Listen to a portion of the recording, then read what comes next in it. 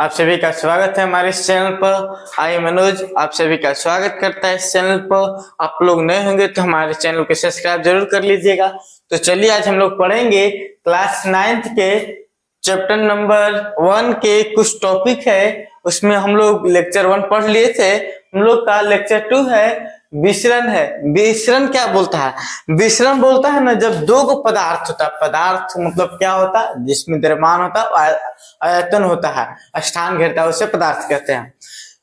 विसरण क्या होता है? दो पदार्थों के स्वतः ही मिलना विसरण कहलाता है। स्वतः मतलब अपने ही मिलना, अपने आप मिलना। जैसे में नमक पानी का मिश्रण। आप लोग नहीं समझे होंगे तो आप लोग को मैं समझाता हूँ एक उदाहरण से। एक मिनट रुकिए।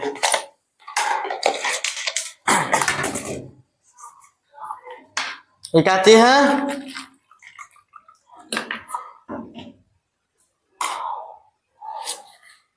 देखिए, दो पदार्थों के स्वतः मिलना ही विसरण कहलाता है। ये पानी क्या चीज है? पदार्थ है। नमक भी पदार्थ है। दोनों को मिला तो ये दोनों अपने आप घुलेगा। ये स्वतः मिल रहा है तो स्वतः मिलता है ना, उसको क्या कहते हैं? विसरण कहते हैं। वह लिख लो होगा। दो पदार्थों के कणों का स्वतः मिलना ही विसरण कहलाता है। और गर्म करने पर विसरण तेज हो जाता है। जब इसको हम गर्म करेंगे इसको, ये तो बहुत तेज हो जाएगा। क्या हो जाएगा? ये बहुत तेज हो जाएगा। तो यही विसरण होता है। अब हम लोग आगे पढ़ेंगे विसरण के आगे है कुछ भी हो जाएगा। जब चीनी पानी का जब हम लोग क्या करेंगे, डालेंगे तो चीनी पानी स्वतः ही मिल जाएगा। इसमें कुछ करना ही नहीं रहता है। और इसको जब गर्म करेंगे बहुत तेज हो जाएगा। तो हो जाएगा बहुत तेज। अब हम लोग पढ़ते हैं अगला टॉपिक है हम लोग का पदार्थों के अवस्था। अवस्था मतलब कितना इसका अवस्था है, कैसे हम बांट सकते हैं इसका अवस्था। तो पदार्थों को मुख्य रूप से 3 अवस्था में विभाजित किया गया है। तो लिखिए पदार्थों को मुख्यतः 3 भागों में 3 अवस्था में विभाजित किया गया है। 3 अवस्थाएं में विभाजित किया गया है। पहला आपका है ठोस अवस्था। इसी वीडियो में हम लोग पढ़ेंगे ठोस अवस्था क्या होता है। ठोस अवस्था कौन अवस्था? ठोस अवस्था हो गया। दूसरा के इसको सॉलिड बोलते हैं। ठोस अवस्था को सॉलिड बोलते हैं, सॉलिड। और उसके बाद आता है ठोस के बाद क्या आता है? द्रव अवस्था। द्रव में आपका आता है क्या? लिक्विड। तीसरा क्या आपका? गैस अवस्था। क्या चीज? गैस अवस्था। इसको गैस बोलते हैं। आप ध्यान से समझिए ठोस अवस्था क्या होता है। ठोस अवस्था में ऐसा पदार्थ जिसका आकार तो चलिए अब देखते हैं। आप लोग उतना उतार लिए होंगे तो अब चलिए पदार्थ की अवस्था 3 होता है। उसमें कौन कौन होता है नाम जान लिए थे। अब उसके बारे में हम लोग जानते हैं। तो हम लोग जाने थे कि पदार्थ की 3 अवस्था होती है। पहला होती है ठोस अवस्था, सॉलिड। ठोस अवस्था होता है पहला में, इसको बोलते हैं सॉलिड। जैसे में ठोस अवस्था का होता है।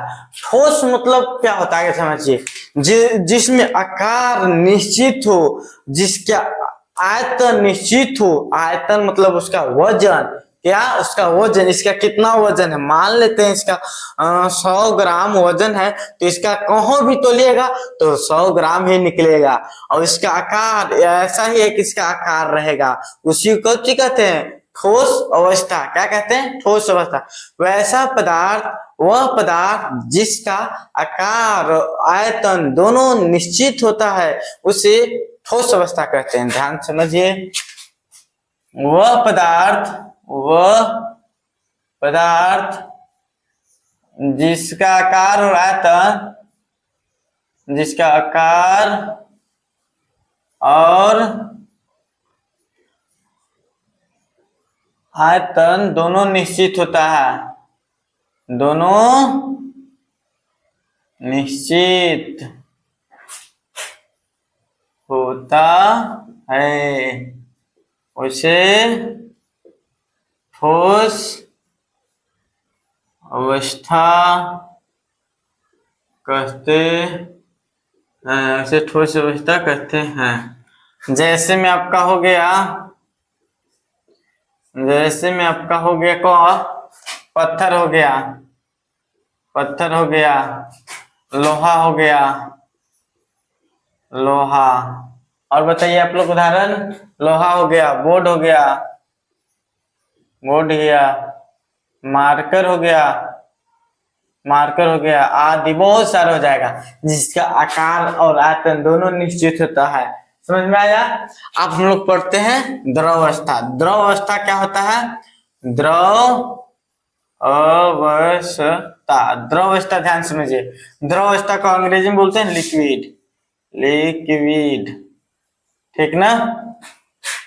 द्रव अवस्था का क्या कहलाता है कि वह पदार्थ जिसका आकार अनिश्चित है बट परंतु उसका आयतन निश्चित है। नहीं समझ में आया? देखिए समझाता है।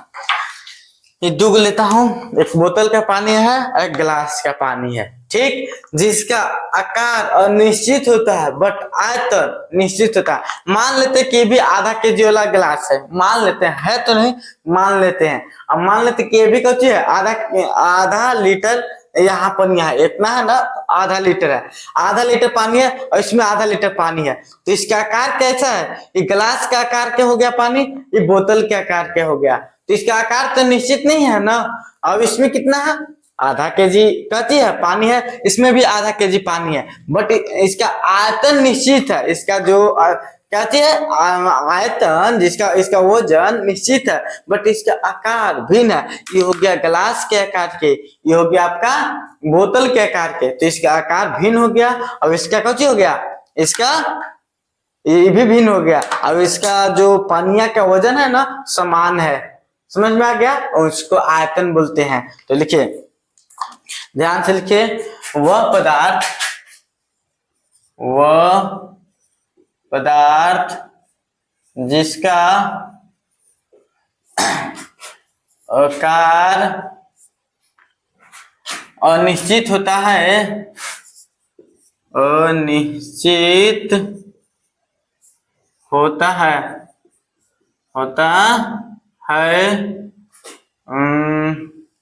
और आयतन निश्चित होता है, निश्चित होता है, उसे द्रव अवस्था कहते हैं, उसे द्रव अवस्था कहते हैं। जैसे में आपका हो जाएगा, द्रव में क्या हो गया? पानी हो जाएगा, पानी, दूध, घी आदि बहुत सारे हो जाएगा द्रव में। अब चलते हैं, पढ़ते हैं गैस अवस्था। कौन सी अवस्था? गैस अवस्था। गैस अवस्था को अंग्रेजी में बोलते हैं गैस। ध्यान समझिए, गैस अवस्था क्या होता है? मतलब कोई भी पदार्थ है, गैस में भी कोई भी पदार्थ है जिसका आकार और आयतन दोनों अनिश्चित होता है। जैसे में नाइट्रोजन हो गया, क्या हो गया आपका? नाइट्रोजन। नाइट्रोजन का आकार भी अनिश्चित है और उसका आयतन कितना है वो भी अनिश्चित है। हाइड्रोजन गैस हो गया, ये सब क्या हो गया? जो गैस है ना वो है क्या चीज? गैस अवस्था में आता है, ठीक ना। देखिए, वह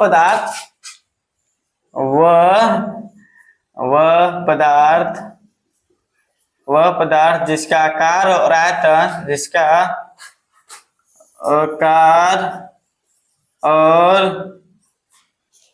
आयतन, जिसका आकार और आयतन दोनों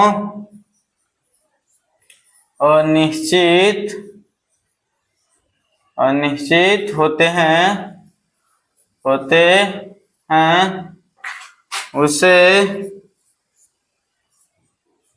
गैस अवस्था कहते हैं, गैस अवस्था कहते हैं। जैसे में लिख लेना, जैसे में आपका हो गया नाइट्रोजन